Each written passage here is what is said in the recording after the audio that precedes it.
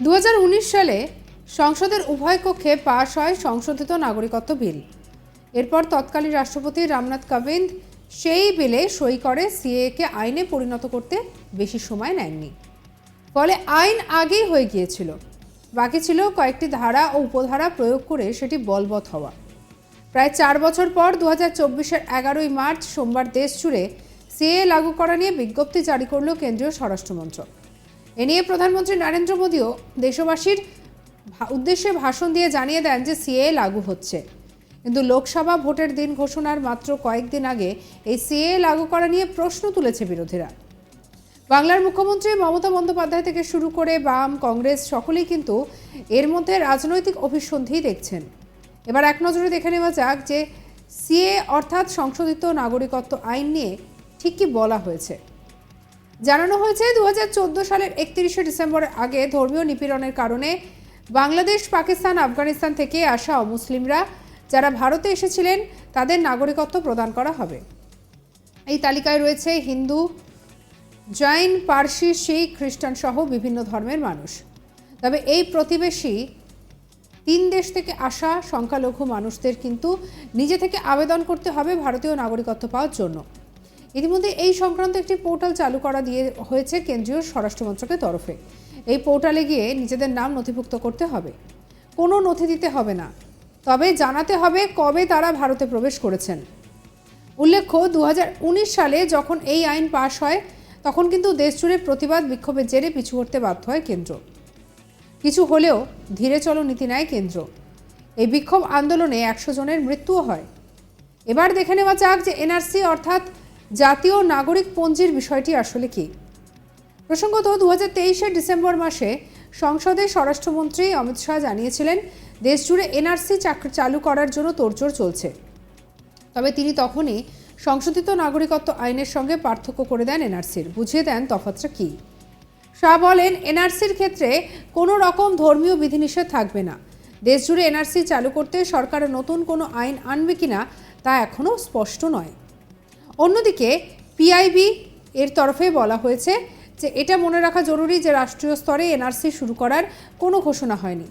শাহ বরাবর বলেছেন যে এনআরসি প্রক্রিয়া ভারতীয় নাগরিক ও অবৈধ অভিবাসীদের ফারাক করে দেবে। তবে আপনি যদি অসমের বাসিন্দা না হন সেক্ষেত্রে আপনার এনআরসি নিয়ে অতটা ভাবিত হওয়ার কোনো কারণ নেই। 2013 সালে অসমে এনআরসি প্রক্রিয়া সম্পন্ন করার নির্দেশ দেয় সুপ্রিম কোর্ট। সেই মতো শুধুমাত্র অসমেই লাগু হয়েছে এনআরসি। অসম এবং ভারত সরকার অল আসাম স্টুডেন্টস ইউনিয়ন এবং অল আসাম গণ সংগ্রাম পরিষদের মধ্যে 1985 সালে 6 বছরের গণ আন্দোলনের শেষে স্বাক্ষরিত অসম চুক্তি অনুযায়ী যদি অসমের কোনো বাসিন্দা 1971 সালের 25শে মার্চের আগে নিজের অথবা পূর্বপুরুষের বসবাসের প্রমাণ দিতে পারেন তবে তিনি গণ্য হবেন ভারতীয় নাগরিক হিসেবে।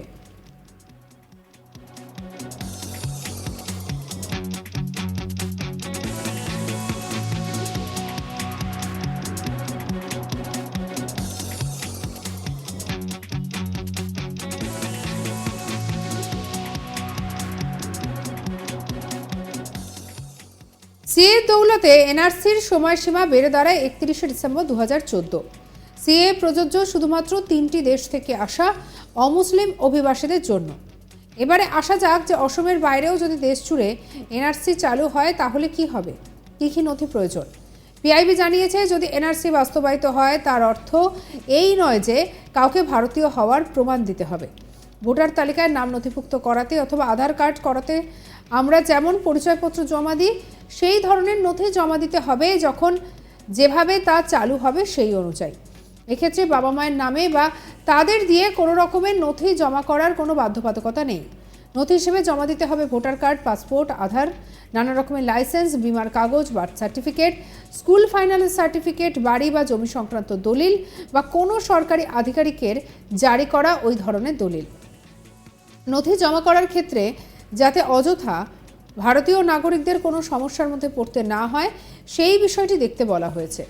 এই তালিকায় থাকা নথিগুলির মধ্যে আরও কয়েকটি নথি বাড়ানো হতে পারে বলেও খবর। যদিও সিএ লাগু নিয়ে কী প্রতিক্রিয়া জানিয়েছেন বাংলার মুখ্যমন্ত্রী মমতা বন্দ্যোপাধ্যায়, শুনে নেব। আধার কার্ড যখন বাতিল করা হচ্ছিল আমরা রুখে দাঁড়িয়েছিলাম এবং আজও যদি কারো অধিকার কেড়ে নেওয়া হয়, মনে রাখবেন তৃণমূল কংগ্রেস একমাত্র রাজনৈতিক দল সর্বপ্রথম সে আওয়াজ তুলবে, আলোড়ন তুলবে যে মধ্যরাতে এমন কিছু করবেন না। এটা ফ্রিডম অ্যাট মিডনাইট নয়, এটা বিজেপির পরিকল্পনা ছলনা।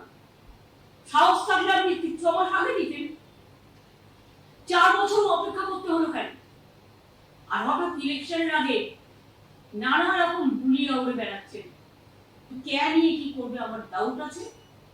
আমি সবাইকে বলবো চিন্তা করবেন না, ভয় পাবেন না। কোনো মানুষকে বঞ্চিত হতে আমরা দেব না, এনআরসি করতে দেব না। আজকে 4 বছর লেগে গেল, নির্বাচনের সময় 2 দিন মাত্র বাকি, নির্বাচনে মাত্র 2-3 দিন। তখনই এটা করার প্রয়োজন পড়ল, তার কারণ এটা একটা রাজনৈতিক পরিকল্পনা। আমরা অপেক্ষা করছিলাম কে আইনটা অ্যাকচুয়াল কি করেছে। 2 হচ্ছে এখনো পর্যন্ত নোটিফিকেশনটা আমরা পাইনি, নোটিফিকেশনটা কি আছে। 3 হচ্ছে যে রুলসটা করেছে সেই রুলসটা কি বলা আছে। আমি প্রথমেই আপনাদের জানিয়ে রাখি, পুরোটা রিপোর্ট দেখার পর, কাগজ হাতে পাওয়ার পর ডিটেলসটা আমি কালকে হাবড়ার মিটিং থেকে বলবো। আধার কার্ড যখন বাতিল করা হচ্ছিল আমরা রুখে দাঁড়িয়েছিলাম এবং আজও যদি কারো অধিকার কেড়ে নেওয়া হয়, মনে রাখবেন তৃণমূল কংগ্রেস একমাত্র। এর আগে কেন্দ্রীয় স্বরাষ্ট্রমন্ত্রীও জানিয়েছিলেন যে পশ্চিমবঙ্গ সহ সারা ভারতে সিএ লাগু হবেই। এটা বিজেপি সরকারের প্রতিশ্রুতি, কেউ সিএ আটকাতে পারবে না। কি বলেছিলেন অমিত শাহ, শুনবো। पश्चिम बंगाल में भारतीय जनता पार्टी की सरकार बनने का मतलब है शरणार्थी जो आए हैं उनको सीए के माध्यम से नागरिकता दे देना। आज मैं आप सबके सामने कहकर जाता हूं, सीए इस देश का कानून है, इसको कोई रोक नहीं सकता, सबको नागरिकता मिलने वाली है। ये हमारी पार्टी का कमिटमेंट है। जो भाई आसपास के राज्यों से प्रताड़ित होकर यहां आए हैं, उनके सम्मान की, उनके मान की, इनकी संपत्ति की, उनके अच्छे जीवन की रक्षा करना हर हिंदुस्तानी का फर्ज है और ये होकर रहेगा। दीदी आप चिंता मत करो।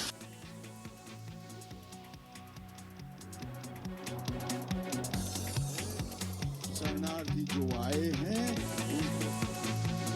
অন্যান্য খবরের জন্য সঙ্গে রাখুন আজ তাক বাংলাকে, সাবস্ক্রাইব করতে ভুলবেন না।